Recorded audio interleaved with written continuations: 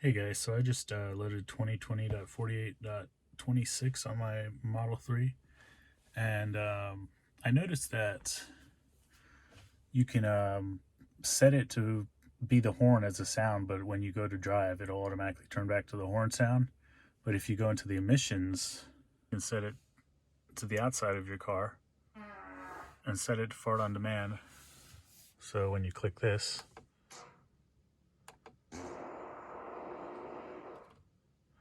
so you get your external fart sounds, and even if you put the car into drive,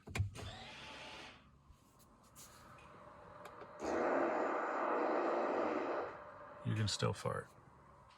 I also loaded some custom sounds onto a USB drive, and now for driving around, as you can see, there's a list